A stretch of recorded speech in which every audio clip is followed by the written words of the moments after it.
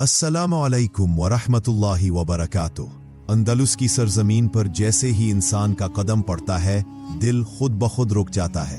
हवा में अब भी एक अजीब सी खुशबू है, जैसे सदियों पुराना अत्र अब तक उड़ रहा हो। ये वही सरजमीन है जहां कभी इल्म और अजमत ने एक साथ सांस ली थी। ये वही सरजमीन है जहां लाइब्रेरियां समंदरों से बड़ी थीं और मीनारों से अजान की आवाज यूरोप के कोने कोने में गूंजाती थी।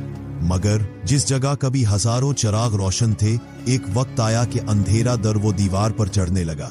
आज मैं तुम्हें उसी सफर पर लेकर चलूंगा, एक ऐसे सफर पर जहां हम देखेंगे कि कैसे एक तहजीब अपने ही हाथों डगमगाई और फिर गिर गई। अंदलुस का मसला गैरों ने नहीं बनाया था, दरारें अंदर से पड़ी थी।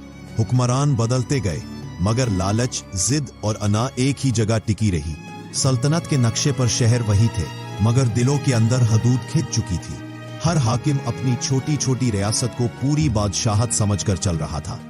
वो अपने महल की दीवारों के अंदर तो महफूज था, मगर सल्तनत की दीवारें कमजोर हो चुकी थी।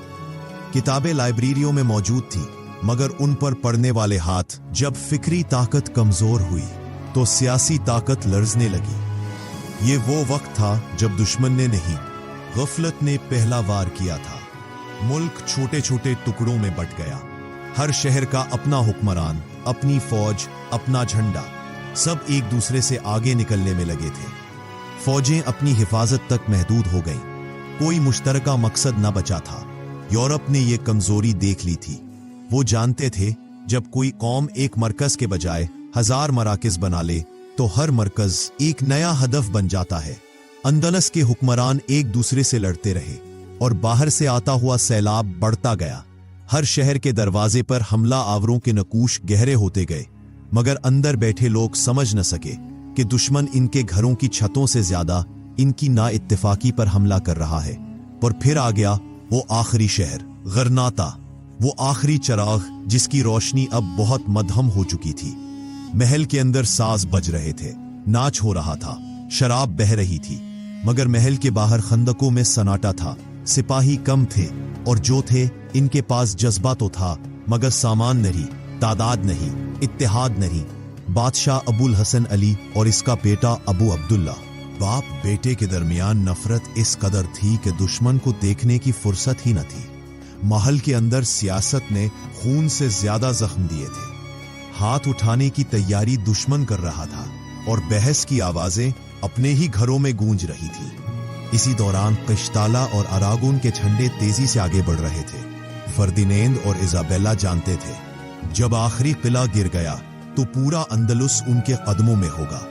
अंदलुस के किले मजबूत थे, मगर उनको बचाने वाले दिल कमजोर हो चुके थे। जब दुश्मन ने घेराव शुरू किया तो मुसलमानों ने मुकाबला किया, मगर मुकाबला वही कर सकता है जिसकी सफ एक हो। यहां सफेद जगह जगह से टूटी हुई थीं। बाहर से तोपों की खनगरज गूंजती थी, दीवारें लरसती थी, मगर असल लर्जश उस वक्त महसूस होती थी जब अपने ही लोग अगर मगर करते हुए पीछे हटते। कुछ हुक्मरान तो इस आस में थे कि शायद दुश्मन उनको बख्श देगा, अपनी छोटी सी रियासत बच जाएगी। मगर तारीख ने देखा, जिन्होंने हाथ बढ़ाए वो सब एक ही अंजाम को पहुंचे। ये मुहासरा सिर्फ एक शहर का नहीं था, ये एक तहजीब के आखिरी बाब का मुहासरा था। दुश्मन की फौजें बाहर थी और अंदर सिर्फ एक खौफ का साया। खुराक कम, पानी कम, उम्मीद सबसे कम। बाजार बंद हो गए, गलियां सुनसान हो गईं। बच्चों की आवाजें डर से भरी हुई थी। बूढ़े घरों में बैठे सोच रहे थे, क्या यही वो मुल्क है जिसने कभी दुनिया को इल्म सिखाया था? अबू अब्दुल्ला रोज महल की छत पर चढ़ता और दूर तक फैले घेराव को देखता। उसे मालूम था, एक गलत फैसला कई नस्लों की किस्मत बदल देता है। मगर अब फैसले का वक्त गुजर चुका था। जो होना चाहिए था वो कई बरस पहले होना चाहिए था। और फिर वो दिन आ गया, 2 जनवरी 1992 को, जब आखिरकार दरवाजा खुला तो गरनाता की फजा में एक अजीब सी खामोशी थी। न जंग का शोर था, न फतह का जश्न।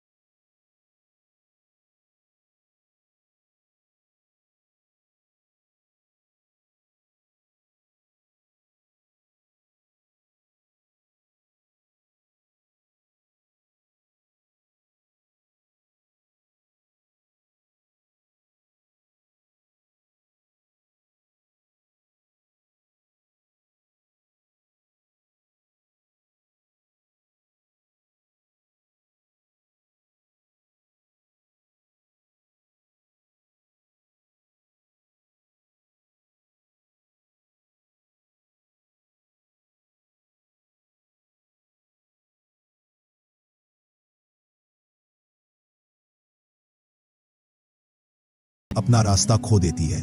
गरनाता के गिरने के बाद लोग काफलों की शक्ल में निकलने लगे। कोई मराकश गया, कोई अलजायर, कोई तून्स, कोई मिस्र, कोई शाम, कोई तुर्की की किसी बंदरगाह पर जा बसा। वो अपने साथ सिर्फ यादें लेकर जा रहे थे और आंसू। किताबें जलाई गईं, दानश्वरों को जलावतन किया गया, मस्जिदें गिरजा घर बना दी गईं, गोदाम बना दी गई। वो निजाम जो कभी दुनिया को इल्म सिखाता था, अब खुद पनाह मांग रहा था। ये वो मंजर था जहां आंसुओं से ज्यादा खामोश आहें थीं, लोगों के कदमों से ज्यादा उनकी नजरें बोझ उठा रही थीं। अंदलुस का जवाल सिर्फ एक वाकया नहीं था, ये एक सबक था, एक वार्निंग थी। ये हमें याद दिलाता है कि सल्तनतें ताकत से नहीं चलती, किरदार से चलती है। इल्म, इत्तेहाद, इंसाफ और मकसद जब तक कायम रहें, कौम कायम रहती है। जब ये बिखर जाए तो कौम भी बिखर जाती है। और आज भी जब हम अलहमरा के खंडरात में खड़े होते हैं, जब हम कुर्तुबा की मस्जिद के सतूनों को छूते हैं, तो तारीख वही सवाल पूछती है, क्या हमने सबक सीखा? क्या हमारे अंदर भी वही दरारें नहीं पड़ रही? क्या हमारे दिल भी एक दूसरे से दूर तो नहीं हो रहे? अगर आज हम ना जागें तो कल कोई और हमारे खंडरात पर खड़ा होकर यही कहेगा, यहां कभी एक अजीम कौम रहती थी। अल्लाह हम सबको इत्तेहाद दे, इल्म दे, हिम्मत दे और सबसे बढ़कर अपने अंदर की दरारें देखने की तौफीक। अगर ये वीडियो आपको पसंद आई तो लाइक करें, सब्सक्राइब करें और कमेंट में जरूर बताएं, क्या हम आज अंदलुस से सबक सीख रहे हैं? अल्लाह हाफिज।